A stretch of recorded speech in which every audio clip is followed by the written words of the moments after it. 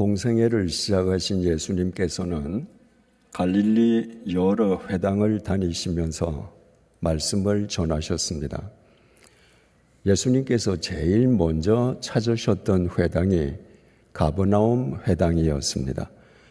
그 가버나움 회당에서 주님께서 처음 말씀을 가르치실 때의 상황을 마가복음 1장 21절에서 22절이 이렇게 증거합니다. 그들이 가버나움에 들어가니라.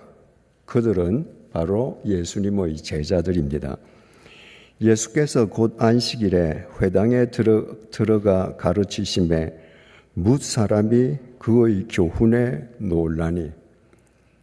예수님께서 안식일을 맞아서 가버나움 회당에 가서 하나님의 말씀을 가르치셨는데 뭇 사람이, 수많은 사람들이 그 가르침에 깜짝 놀랐습니다.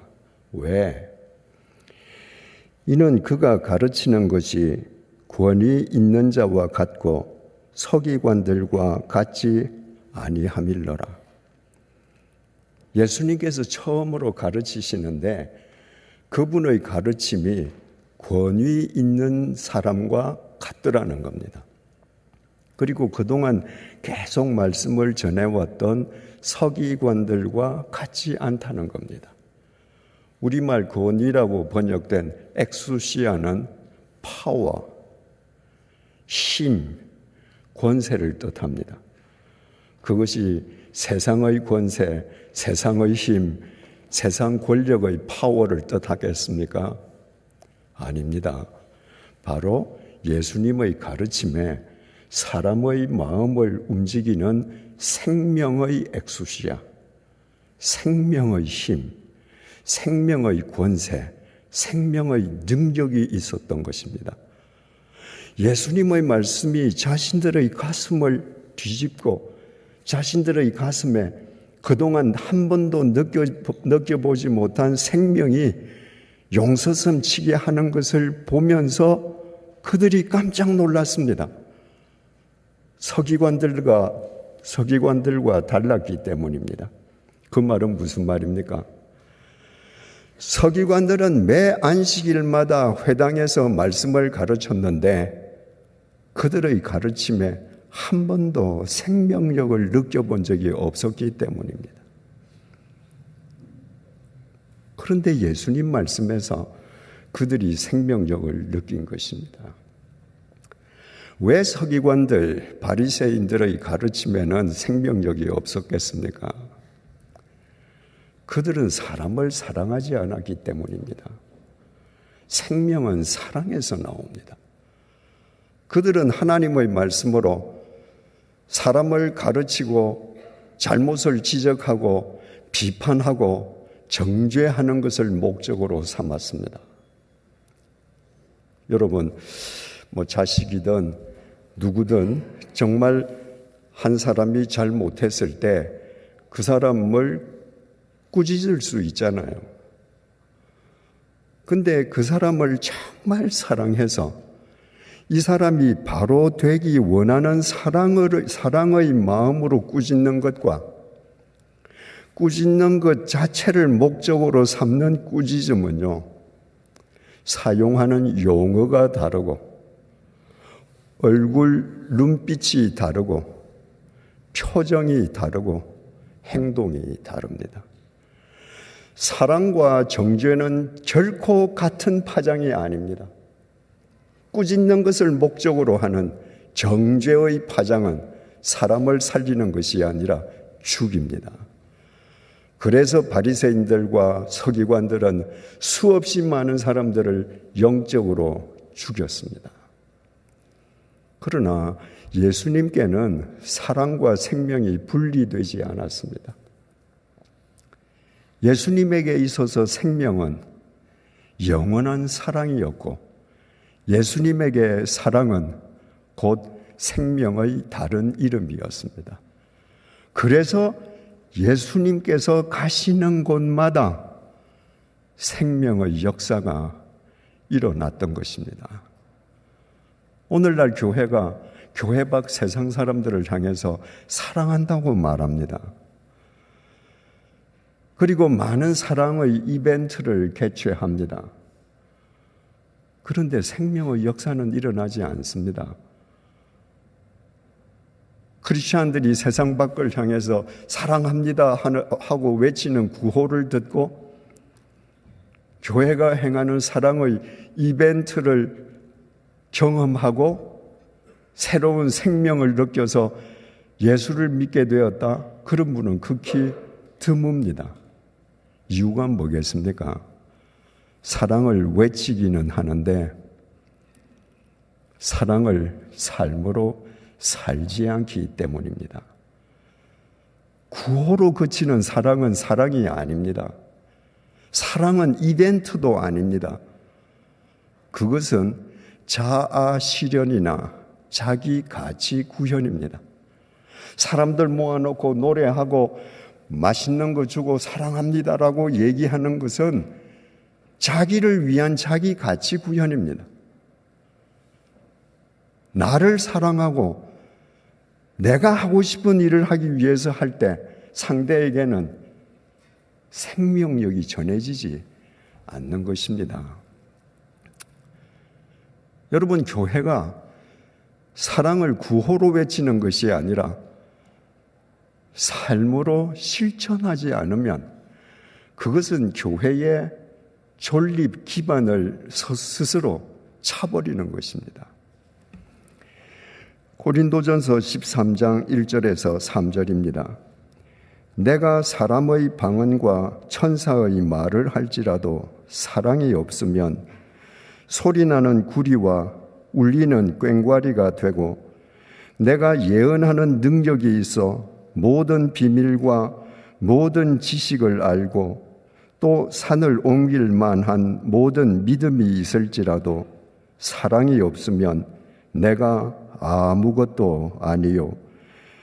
내가 내게 있는 모든 것으로 구제하고 또 내 몸을 불사르게 내줄지라도 사랑이 없으면 내게 아무 유익이 없느니라. 사랑을 외치기만 하고 사랑을 삶으로 실천하지 아니하면 이 웅장한 예배당, 여러분들의 품이 있는 자세, 여러분 하나님 앞에서 아무것도 아닙니다. 오늘 본문 역시 예수님께서 갈릴리 가버나움에서 행하신 일을 증언해주고 있습니다.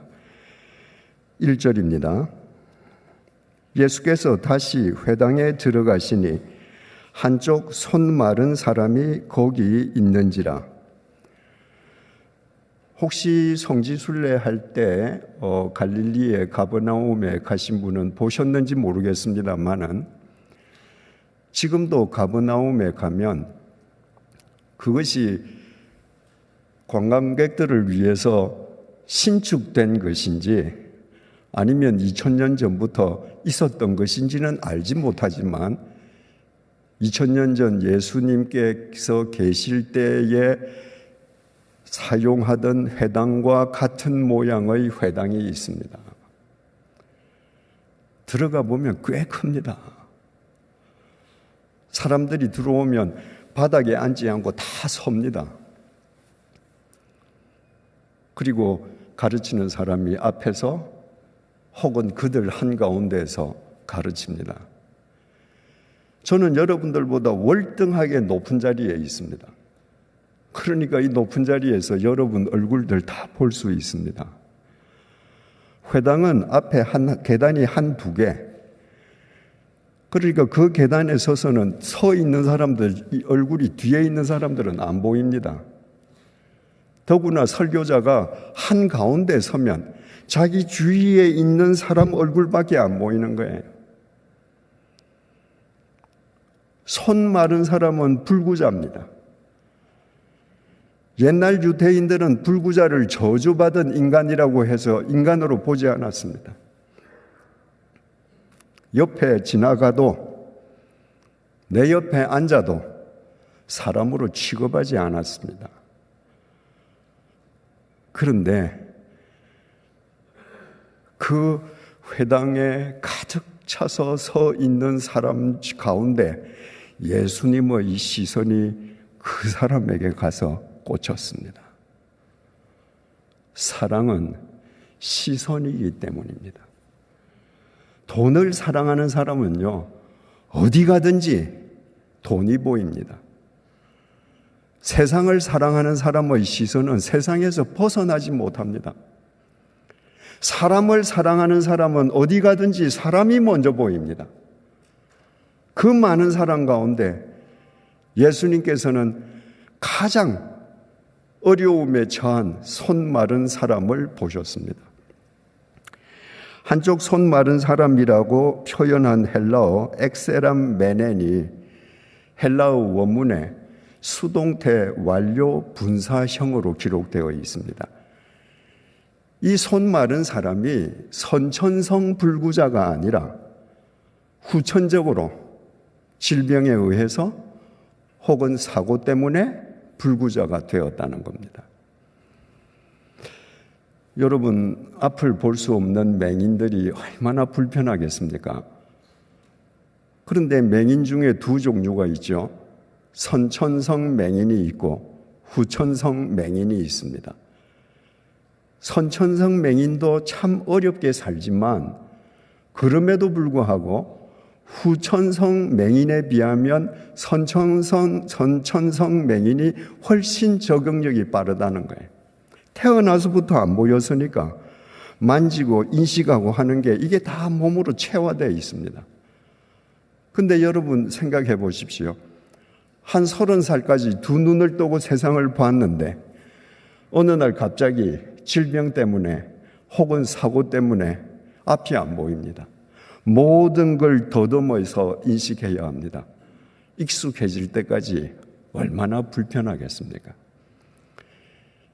이 손 마른 사람이 선천성 불구자가 아니라 후천적 불구자가 되었다고 하는 것은 갑자기 불구자가 되므로 지금 그 삶이 지극히 어려운 상황에 빠진 사람임을 의미합니다.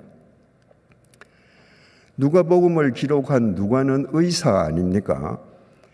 바로 이 똑같은 장면을 누가는 누가복음 6장에서 증언을 하고 있는데 누가복음 6장 6절에 의하면 이 사람 마른 손이 오른손이라고 기록했습니다.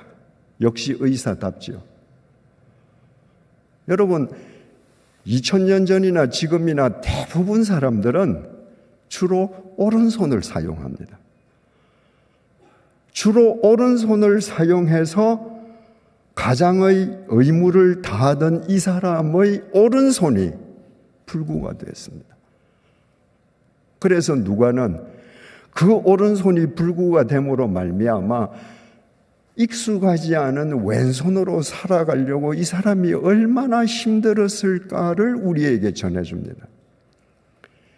외경인 시브리 복음서에는 이 사람의 직업이 미장이라고 되어 있습니다. 오른손으로 미장질을 하면서 번 돈으로 하루하루 처자식을 먹여 살리던 사람입니다. 오른손이 불구가 됐습니다. 왼손으로는 오른손만큼 미장질할 수 없습니다. 누가 한 번도 왼손으로 미장질 해보지 않은 그 사람한테 미장일을 시키겠습니까? 미장이는 많은데. 그러니까 이 사람 미장질을 하던 이 사람의 오른손이 말라붙었다는 것은 그 가정의 경제가 지금 말라붙은 거예요. 그 사람의 어린 자식들의 미래가 말라붙은 겁니다. 가장이 미장질을 못하는데 어디 가서 돈을 벌어봐야 미장질을 할 때 번 돈보다 몇 분의 1밖에 더 벌겠습니까? 그러니까 그 온 집안이 말라붙었습니다. 그러나 그 많은 사람 중에 예수님의 시선은 그 사람에게 가서 닿았습니다. 사랑은 시선이기 때문입니다. 주님께서는 그 한 사람의 오른손이 말라붙음으로 그 가정이 말라붙은 그 가련한 사람을 정확하게 보셨습니다. 여러분 생각해 보십시오. 이날 회당에서 그 사람들이 그득하게 차 있는 가운데 주님의 시선이 한 손 말라붙은 이 사람에게 가 닿지 않았더라면 이 사람의 인생은 계속 말라붙다가 불행하게 끝났을 것입니다. 그날 예수님의 시선이 그 사람에게 가 닿음으로 공궁에 처했던 그의 인생에 서광이 비치기 시작합니다. 여러분의 시선은 어디가 닿아 있습니까? 사람에게 닿아 있다 할지라도 여러분보다 돈 많고 여러분들보다 힘 있고 여러분들보다 권세 있는 사람에게 여러분의 시선이 닿아 있습니까? 그것은 사랑 아닙니다. 그것은 그 사람을 이용해서 나의 미래를 뭔가 유익하게 하려는 투자일 뿐입니다. 우리가 정말 사람을 사랑한다면 모든 사람에게 우리의 시선이 닿아야 하지만 예수님의 시선처럼 특히 지금 공궁에 빠져서 그 한 사람이 공궁에 빠짐으로 말미암아 그 집이 온통 말라붙어 가고 있는 그런 사람에게 우리의 시선이 닿아야 합니다. 2절입니다. 이 사람들은 누군가? 누가복음 6장 7절에서 이 사람들은 서기관과 바리새인들이다 이렇게 기록했습니다. 서기관들과 바리새인들이 예수를 고발하려 하여 지금 예수님은 그 손마른 사람을 보시고 그의 인생을 새롭게 세워주려고 하시는데 서기관들과 바리새인들은 지금 그 예수를 고발하려 합니다. 안식일에 그 사람을 고치시는가 주시하고 있거늘 헬라어 동사 파라테레오가 미완료형으로 기록되어 있습니다. 이 서기관들과 바리새인들이 예수님을 한번 힐끗 보고 그냥 그친 게 아니라 주도 면밀하게 계속 주시하는 거예요. 저 예수가 저 손마른 사람에게 시선을 던졌는데 저 손마른 사람을 고쳐주냐 안 주냐 고발할 거리를 찾기 위해서 지금 주시하고 있습니다. 사람을 사랑하기 위함이 아닙니다. 고발하기 위함입니다. 이 유대인들, 서기관들, 바리새인들은요, 안식일 규정을 철저하게 만들고 관습을 만들었습니다. 가령 예를 들어서 집이 무너졌습니다. 그런데 그 집에 살던 사람이 무너진 집더미에 깔렸습니다. 그 사람이 지금 구해주지 않으면 당장 죽는다. 그러면 그날이 안식일이라도 무너진 자네를 다 해치고 그 사람을 구해줍니다. 그런데 그 사람이 이미 죽었거나 전혀 죽을 상황이 아니다. 아무리 집더미에 깔려서도 이 사람은 내일까지 너끈하게 살 수 있다. 그럼 안식일날 내버려둬요. 여러분 그 장면을 머릿속에 한번 그려보세요. 어떤 사람이 살던 집이 갑자기 무너졌습니다. 그 집안에 있던 주인이 집더미에 깔렸습니다. 좀 살려주세요. 신음을 하고 소리를 칩니다. 그런데 서기관과 바리새인들이 와서 확인합니다. 어디 맥박 한번 보자. 눈 한번 뒤집어봐. 너 내일까지 안 죽어. 너 오늘 안식일이니까 너 그대로 있어라. 내일 되면 우리 와서 구해줄게. 그들의 안식일 규정은 사람을 살리는 것이 아니라 죽이는 규정이었습니다. 그래서 예수님께서 이렇게 말씀하시지 않습니까? 마가복음 2장 27절에서 28절입니다. 안식일이 사람을 위하여 있는 것이요 사람이 안식일을 위하여 있는 것이 아니니 이러므로 인자는 안식일에도 주인이니라.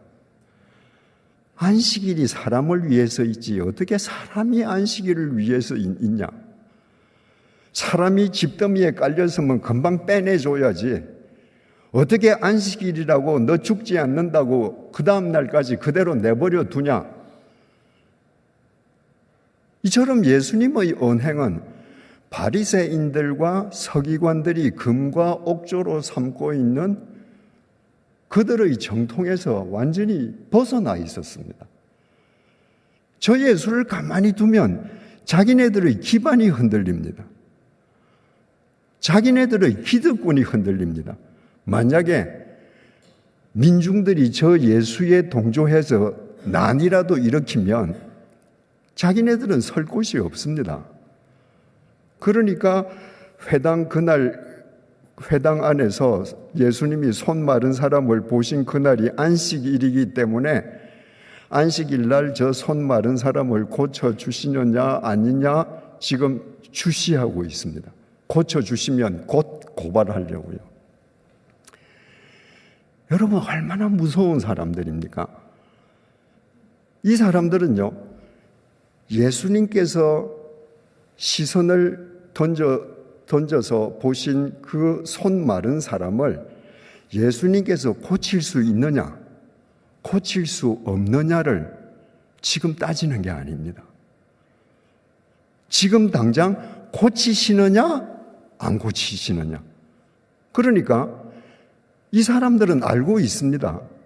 예수님에게는 손 마른 사람을 고칠 수 있는 능력이 있다는 걸 알고 있습니다. 그 능력을 안식일에 행하느냐, 안 하느냐, 이걸 지금 주시하고 있는 거예요. 여러분, 한 손 마른 사람을 오직 말로서 그 사람을 고칠 수 있다면 그분이야말로 메시아 아니겠습니까?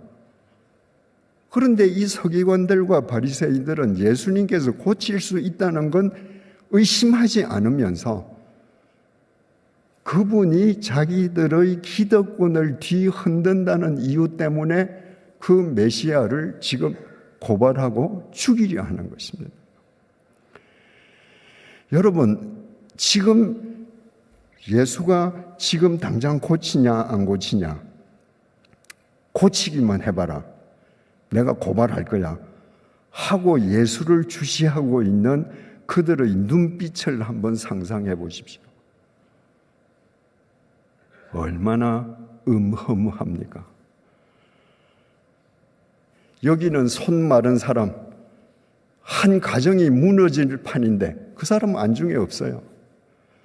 저 사람을 미끼로 삼아서 네가 고쳐만 줘라, 너 가만히 안 둘 거야. 사람의 눈이 제일 무서울 때가 자기의 욕망과 자기의 기득권을 지키고 확장시키기 위해서 수단과 방법을 가리지 않을 때입니다. 우리가 주중에 이런 눈으로 살아가는 거 아닙니까?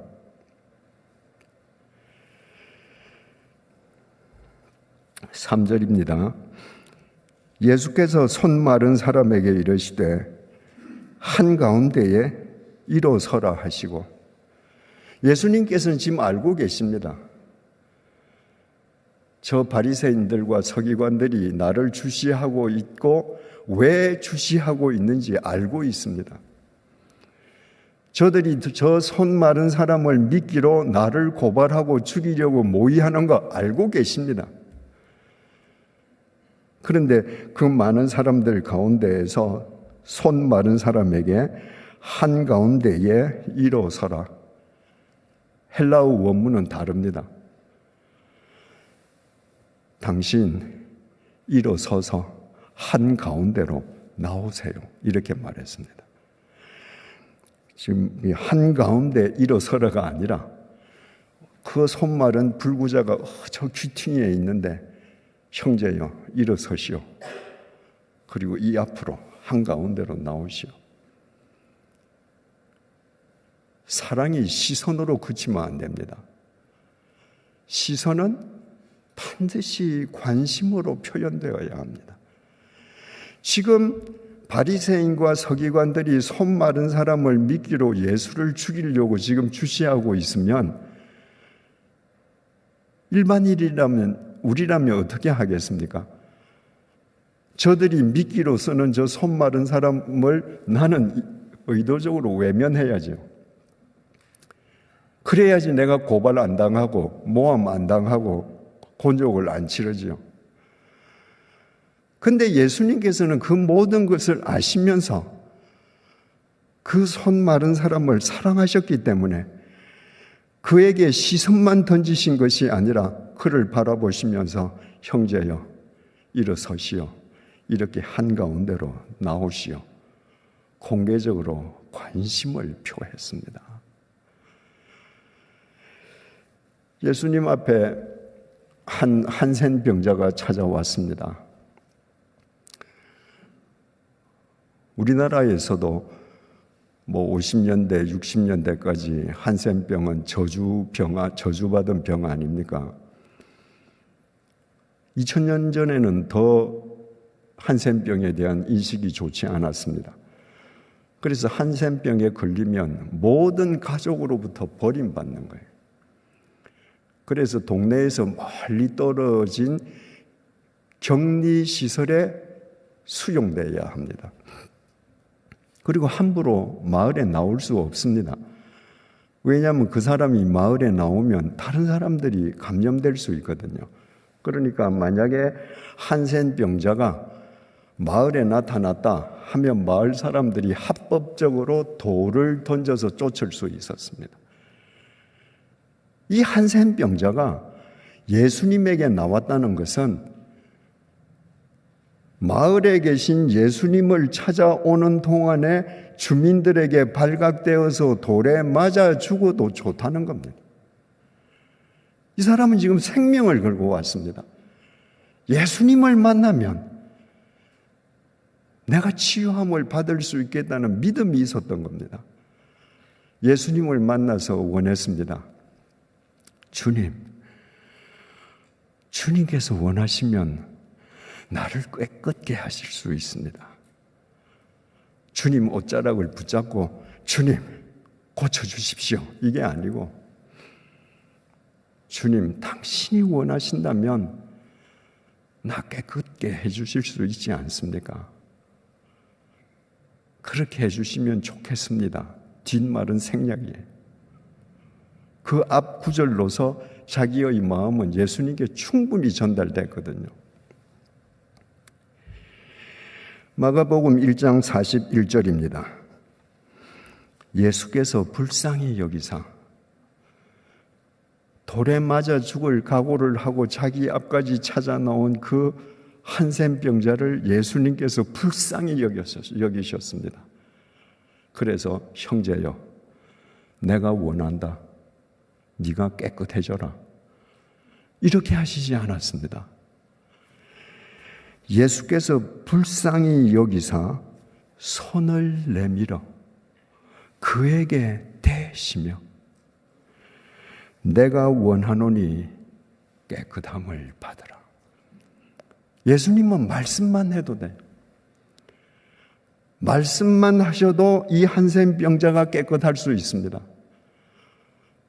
그런데 목숨을 걸고 자기를 찾아온 그 한센병자에게 예수님께서 당신의 지극한 관심을 표하시는데 그 고름투성이 썩어 문드러지는 그 한센병자의 몸에 손을 댔습니다. 너 온다고 수고했지. 나도 너 사랑해.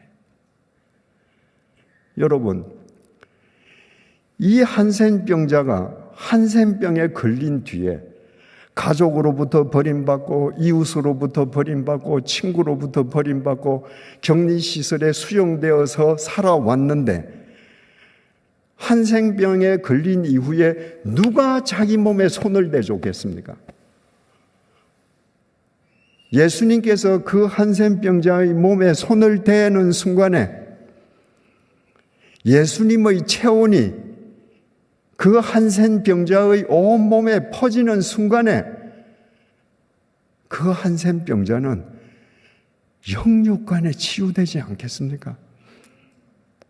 예수님께서 말씀하십니다. 내가 원하노니 깨끗함을 받으라. 사랑은 관심입니다. 베드로가 유대인의 기도 시간에 맞추어서 오후 3시에 성전으로 들어가려고 성전 미문 앞을 지나갔습니다. 예루살렘 성전에는 4개의 문이 있었는데 동쪽으로 나 있는 니카노르 문을 뷰티풀 게이트라고 불렀습니다. 4개의 문 중에 가장 아름다웠거든요. 역사가 요세푸스는 자기 생전에 예루살렘에 가서 그 문을 직접 봤습니다. 그 미문은 고린도의 황동으로 만들어져 있었습니다. 이게 동쪽을 향하고 있어요. 그러니까 동쪽에서 해가 뜨면 그 햇빛이 고린도의 황동문을 번쩍번쩍 빛나게 하는 겁니다.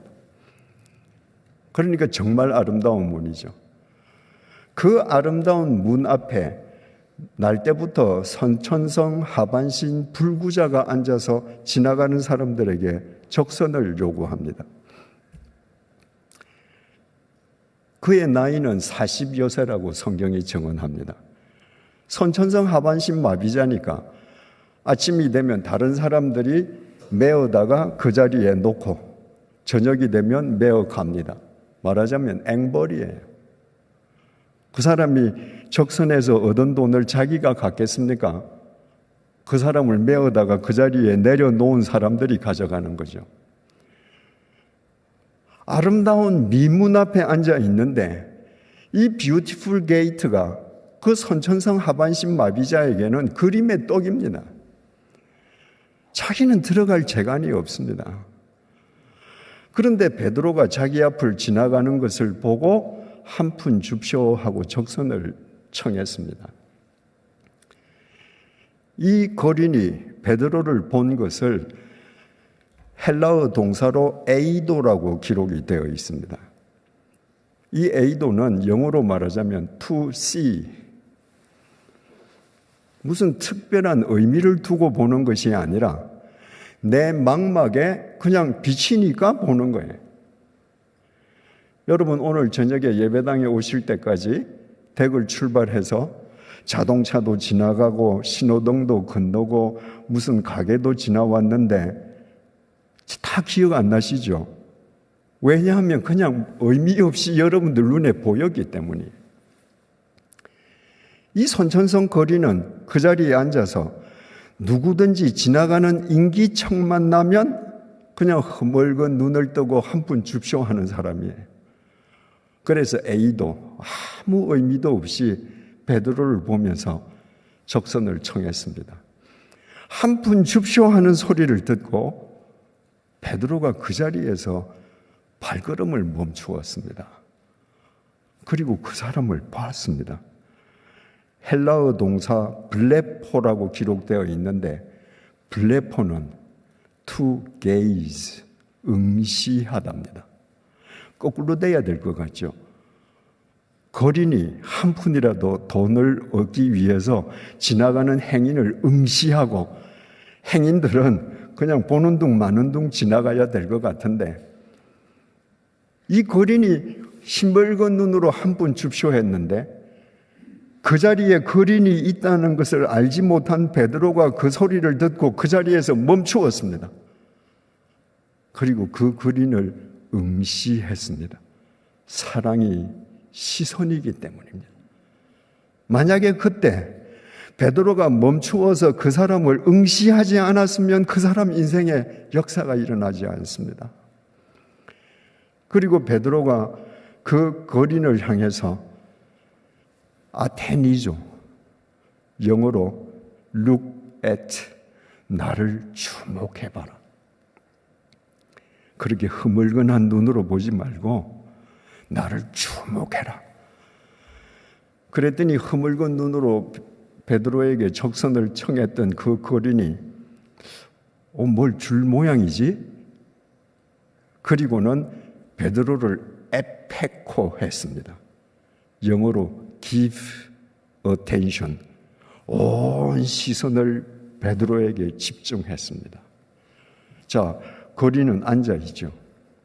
베드로는 서 있습니다. 내 눈을 보시오, 주목하시오.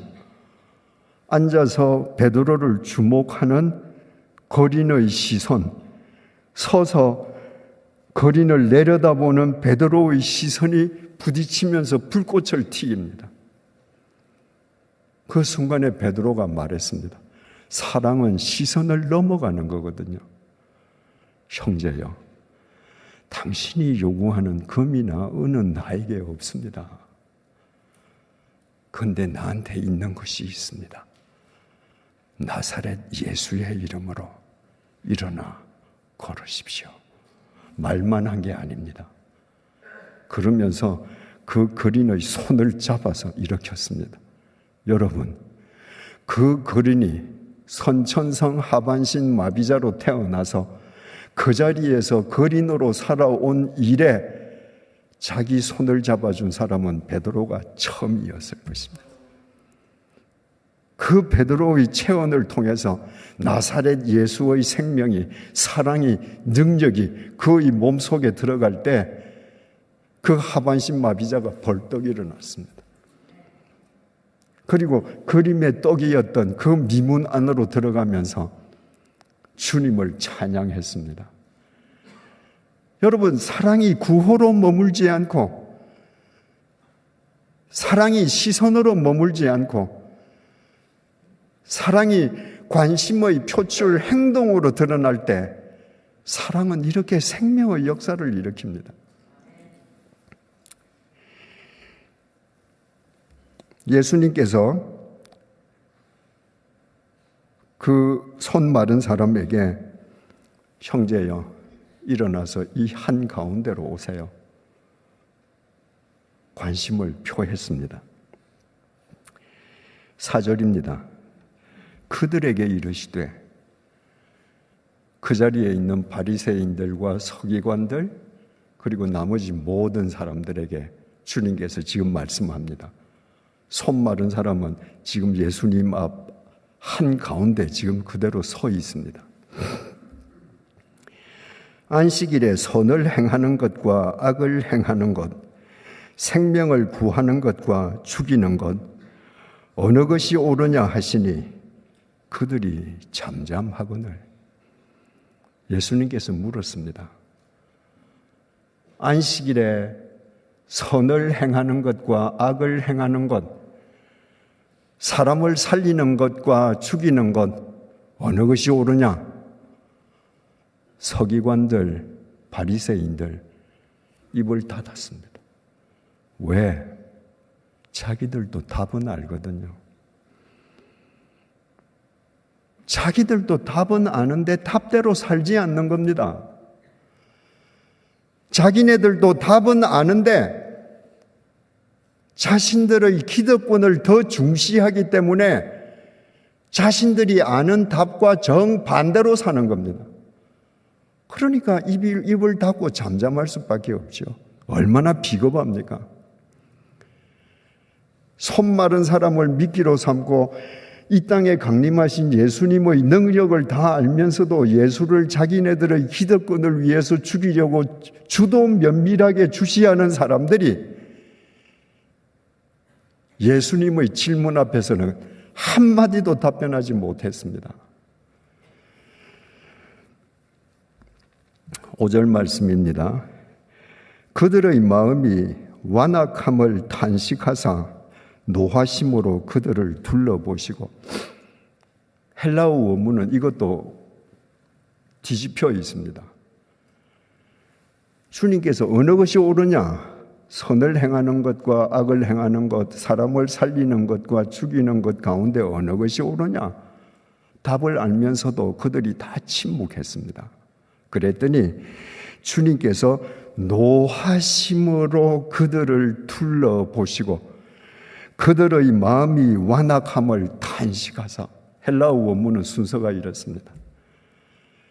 비겁하게 대답하지 못하는 그들을 하나님께서 분노하심으로 한 사람 한 사람 쳐다보셨습니다.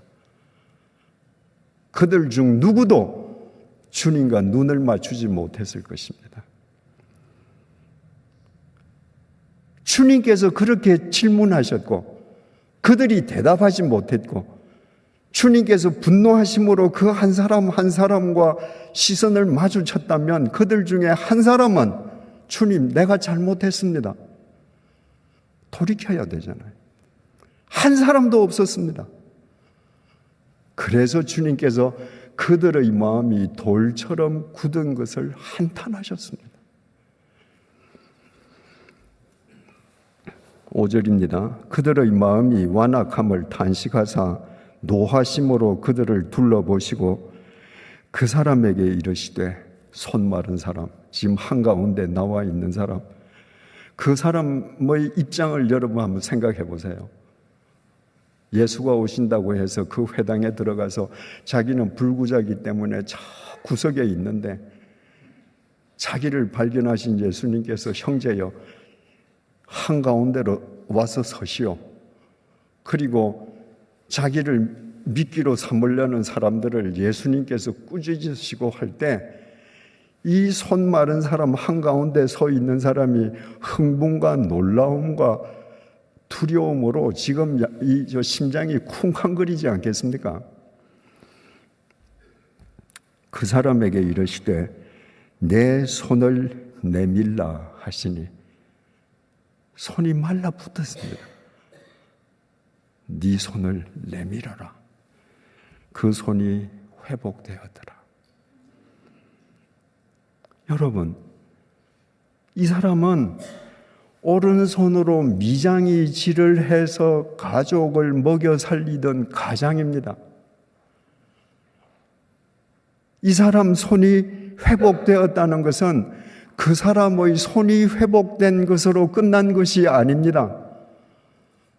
이 사람 자식의 미래가 회복된 거예요. 이 가정이 회복된 겁니다. 그 아내의 삶이 회복된 겁니다. 주님께서 아시면서도 내가 이 사람을 고쳐주면 저 돌같이 굳은 마음을 가진 저들이 나를 고발하고 모함하고 죽일 모의를 할 것을 알지만 주님께서는 그 손마른 한 사람, 그 사람의 가족을 사랑하셨기 때문에 공개적으로 안식일에 그를 고쳐주셨습니다. 6절입니다. 바리새인들이 나가서 곧 헤롯 왕과 함께 어떻게 하여 예수를 죽일까 의논하니라. 예수님께서 그렇게 손 마른 사람을 고쳐주시고 그 가정을 회복시켜 주셨지만 돌아온 것은 스포트라이트나 박수갈채가 아니었습니다. 그 자리에 있던 바리새인들, 서기관들 이제 확실한 증거 잡았습니다. 예수가 안식일 날 죽기 직전의 환자도 아닌데 손 마른 사람 그 다음 날 고쳐줘도 되는데 안식일을 고쳐줬습니다. 그래서 나가서 헤롯 왕과 함께 저 예수 어떤 방법으로 우리가 죽일까? 어떤 시기를 찾을까? 모의하기 시작했습니다. 여러분, 바리새인과 서기관들은 자신의 의를 과시하는 사람들입니다. 반대로 헤롯 왕은 로마 제국에 빌붙어서 권력의 죽으로 사는 사람들입니다.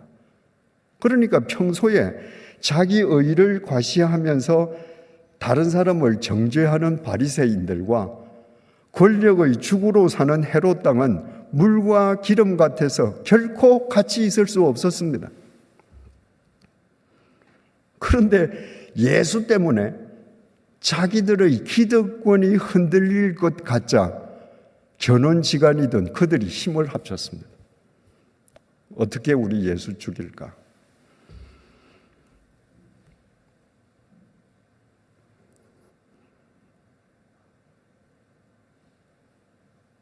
우리는 어느 쪽에 속합니까? 내가 모함받고 내가 온갖 곤욕을 치르더라도 사람을 살리기 위해서 나를 던지는 사람인가? 아니면 내 기득권과 욕망을 고수하기 위해서 서슴없이 사람을 짓밟는 사람인가? 세상에서는 후자가 잘 살 수 있습니다. 분명한 사실은요, 그 사람들이 가는 목적지는 공동묘지 이상일 수 없습니다. 지금 오늘 이 회당에서 있었던 일은 예수님 공생의 초기의 일입니다. 예수님 공생의 마지막에도 또 같은 일이 일어납니다.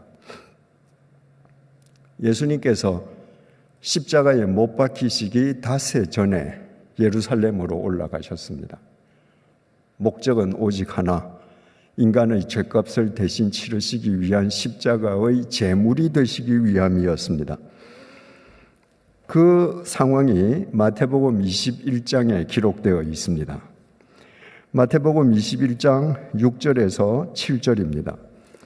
제자들이 가서 예수께서 명하신 대로 하여 나귀와 나귀 새끼를 끌고 와서 자기들의 겉옷을 그 위에 얹음에 예수께서 그 위에 타시니, 지금 예수님께서 예루살렘에 입성하시는데 예수님께서 제자들에게 지시하신 대로 제자들이 가서 나귀와 나귀 새끼를 끌고 왔습니다. 그리고 주님께서 그 나귀 새끼에 타셨습니다. 보통 나귀나 말을 타면 가죽 안장이 있어야 되는데 가죽 안장이 없었습니다.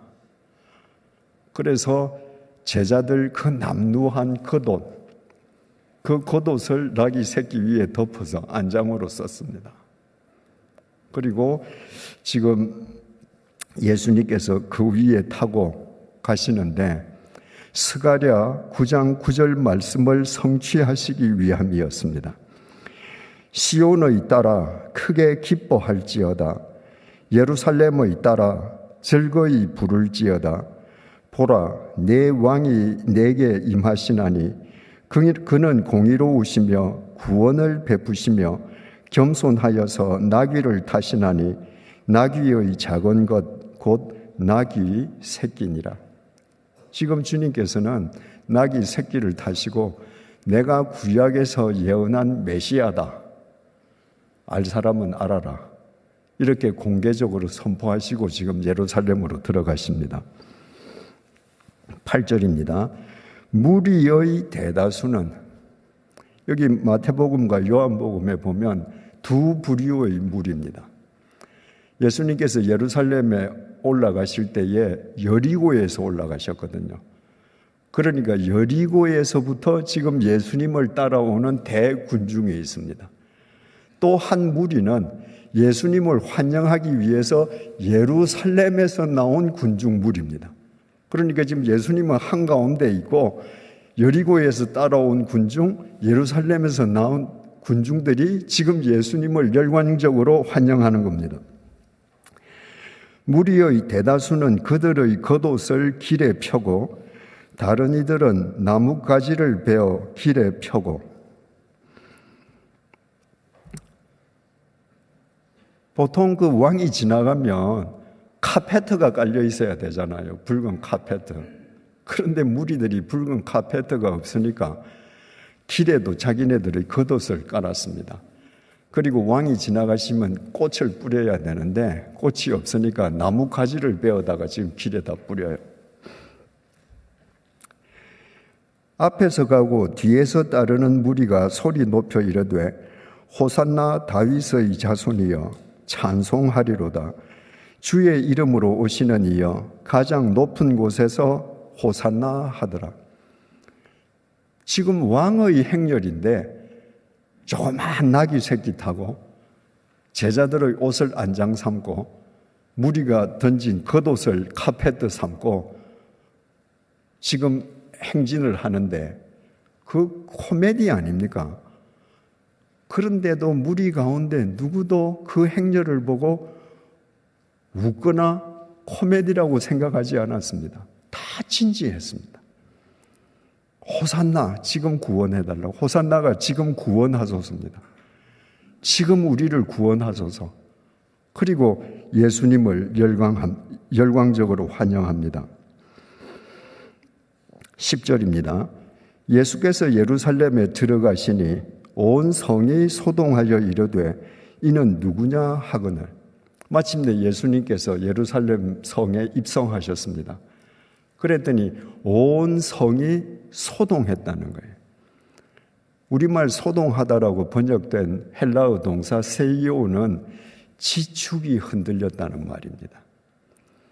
여기 뉴욕에 매츠 구장도 있고 양키즈 구장도 있지 않습니까? 만약에 여러분이 야구를 보러 가셨는데 그날 그 야구장이 10,000원입니다. 꽉 찼습니다. 그런데 내가 응원하는 팀 선수가 홈런을 때렸습니다. 그러면 그 야구장에 앉아있던 사람들이 와 하고 함성을 지르죠. 그럴 때 현장에 있으면 어떤 기분이 듭니까? 지축이 흔들립니다. 지금 그걸 표현하는 거예요. 얼마나 예루살렘 사람들이 예수님을 향해서 열광적으로 소리를 질렀던지 예루살렘 지축이 흔들리는 거예요. 예수님이 누구신지 아직 모르는 사람이 물었습니다. 저분이 대체 누구시냐?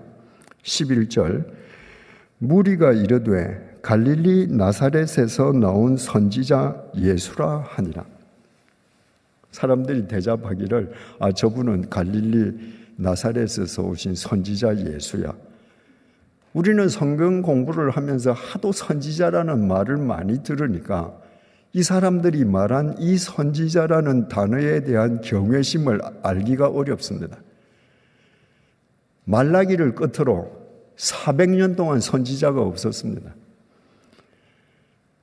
그런데 이들이 예수님을 향해서 선지자다라고 했다는 것은 지극한 경의를 지금 표하는 거예요. 400년 만에.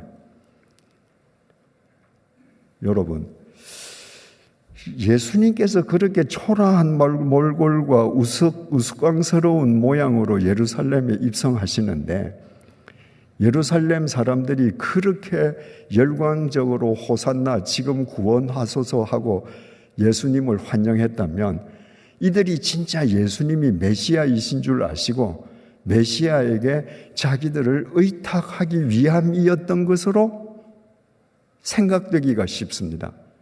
근데 그렇지 않았습니다.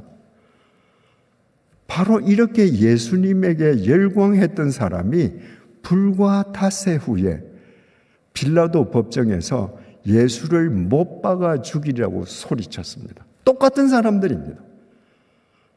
근데 왜 지금 이 사람들은 그 우스꽝스러운 행렬의 예수님에게 이렇게 열광하고 있는가? 누가복음 19장 37절을 공동 번역으로 읽어드리겠습니다. 예수께서 올리브산 내리막길에 이르렀을 때에 올리브산은 감람산입니다.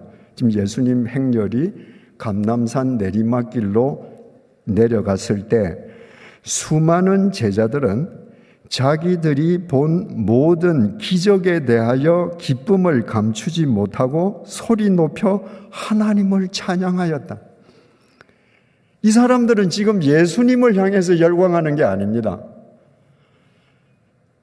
이들은 직접 보거나 들어서 알아요.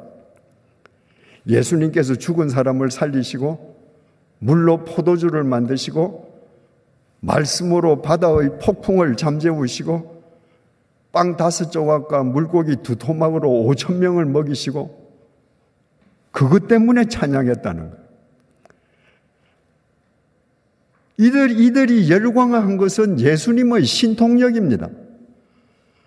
그 신통력을 이용해서 이루어졌으면 좋겠는 자신들의 욕망을 예수님에게 투사했습니다. 자기들의 욕망을 투사해서 만든 예수님의 허상을 향해서 지금 열광한 거예요. 더 정확하게 말하면 예수님에게 투사한 자신들의 욕망을 향해서 열광했던 겁니다. 지금 그들은 예수님을 보는 것 같지만 예수님이 보이지 않습니다. 예수님을 이용해서 이루려는 자신들의 욕망만 지금 보이는 거예요. 그런데 예루살렘에 들어오신 예수님께서는 그 누구의 욕망도 이루어 주시지 않았습니다. 그들은 깊은 배신감을 느꼈습니다. 예수님은 어느 누구도 배신하시지 않았습니다. 그들 스스로 자기 자신에게 배신당했을 뿐입니다.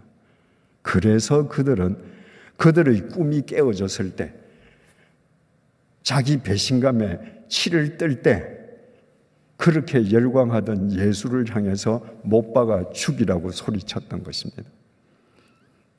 그 상황 속에서 예수님은 뭘 하셨는가? 역시 누가복음이 전해줍니다. 누가복음 19장 41절 44절입니다. 가까이 오사 성을 보시고 우시며, 지금 지축이 흔들릴 정도로 예루살렘 군중, 여리고 군중이 예수님을 향해서 호산나하고 열광적으로 지금 환영하는데, 예수님은 거기에 고무되셔서 V자 그리고 이게 아니고 예루살렘 성을 보시고 우셨습니다. 클라이오, 비탄함과 비통함의 눈물입니다. 왜 우셨는가? 이르시되 너도 오늘 평화에 관한 일을 알았더라면 좋을 뻔하였거니와 지금 내 눈에 숨겨졌도다. 여러분, 평화의 대상은 돈이나 물질이 아닙니다. 평화는 사람과 사람 사이에서 일어나는 겁니다. 예루살렘이라는 게 평화의 터라는 말이거든요. 그러니까 내가 정말 평화를 일구면서 살려고 하면 내 시선이 먼저 사람에게 가야 합니다. 그 사람에게 관심을 표해야 합니다. 그래야 내가 만나는 그 사람과 나 사이에 평화가 지금 경작되는 겁니다. 근데 예루살렘 사람들은 그들이 사는 도성의 이름은 평화의 성인데 그들은 지금 전부 욕망의 눈이 어두워져 있습니다.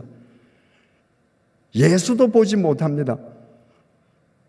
욕망의 눈이 어두운 사람에게 사람은 평화의 대상이 아니라 자기의 욕망을 이루는 수단밖에 안 됩니다.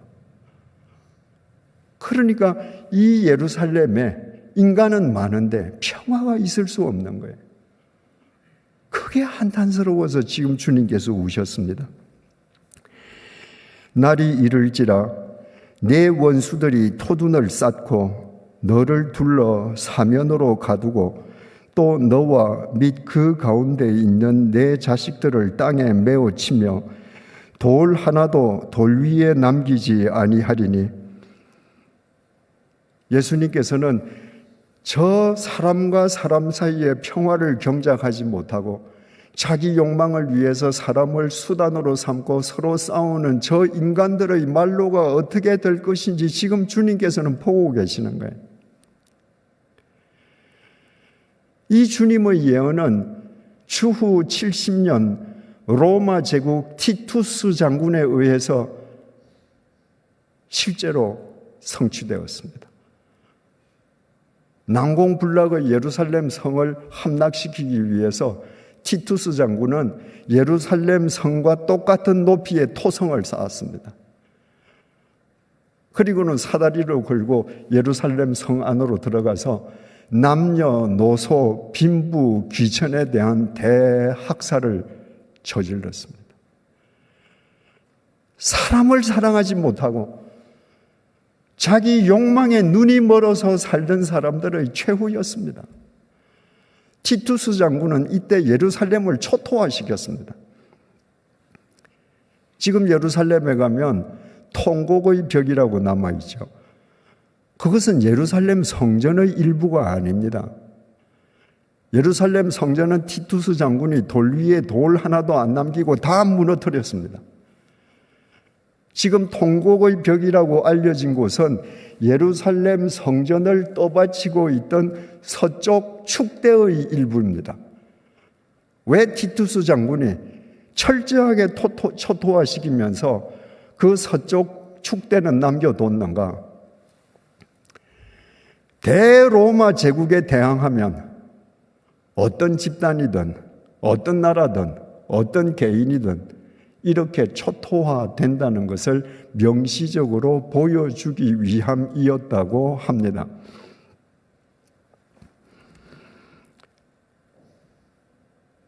이는 내가 보살핌 받는 날을 알지 못함을 인함이니라 하시니라.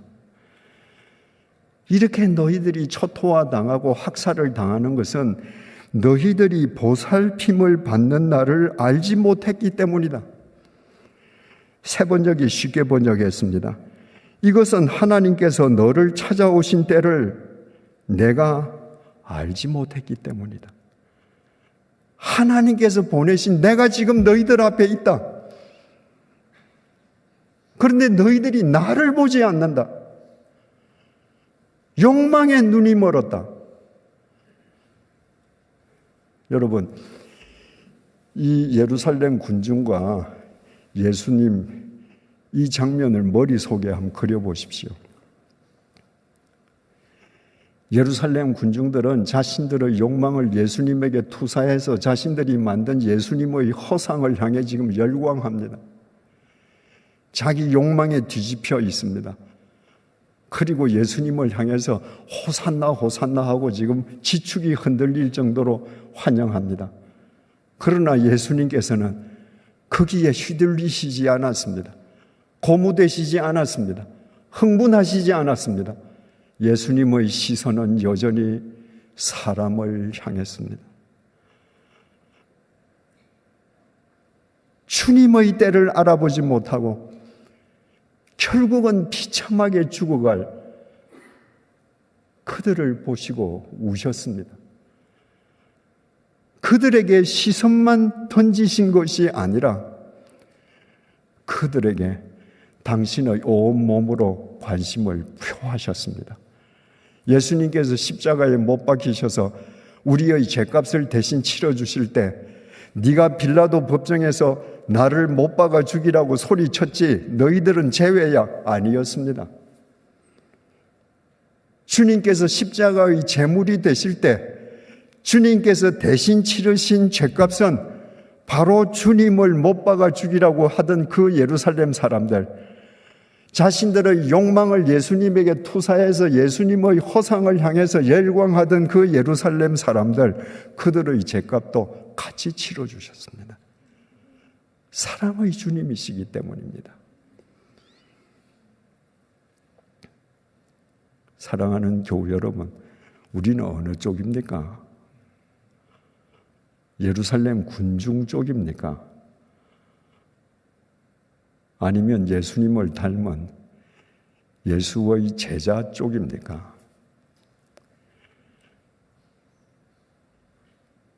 돈, 물질, 부동산을 먼저 보는 우리의 눈을 버리십시다. 우리가 무엇을 하든 사람을 먼저 보는 눈을 가지십시다. 우리 눈에 사람이 먼저 보이기 시작하면 우리 삶의 결과가 달라집니다. 우리 삶의 질이 달라집니다. 우리가 어떤 상황 속에서든 사람을 먼저 보고 그 사람들에게 우리의 삶으로 관심을 표하는 사랑의 삶을 살 때 그제서야 우리는 비로소 하나님의 사람일 수 있습니다. 요한 1서 4장 7절에서 8절입니다. 사랑하는 자들아, 우리가 서로 사랑하자. 사랑은 하나님께 속한 것이니 사랑하는 자마다 하나님으로부터 나서 하나님을 알고 사랑하지 아니하는 자는 하나님을 알지 못하나니 이는 하나님은 사랑이심이니라. 하나님이 사랑이시기 때문에 우리가 허랑방탕하게 살 때, 우리 인생이 한 부분이 마비되었을 때 그분의 시선이 우리 한 사람 한 사람을 발견하시고 우리를 구원해 주시고 우리를 위해서 밤이나 낮이나 졸지도 않고 우리의 오늘이 있게 해 주셨습니다. 그래서 우리가 사람을 사랑하면 그분의 사람이고 사람을 사랑하지 않으면 그분의 사람일 수 없는 것입니다. 우리 모두 사랑이신 하나님의 사람들로 살아가십시다. 그때 여러분들을 통해서 사랑이신 하나님께서 이 황량한 뉴욕 땅에 당신의 사랑의 역사를 끝도 없이 펼쳐 가실 것입니다. 기도하시겠습니다. 주님, 나는 오른손 마른 불구자를 사람으로 간주하지도 않았고 주님께서 그 불구자를 고쳐주신 것이 나의 기득권을 해치는 것으로 여겨 주님을 죽이려고 모의했던 서기관과 바리새인이었습니다.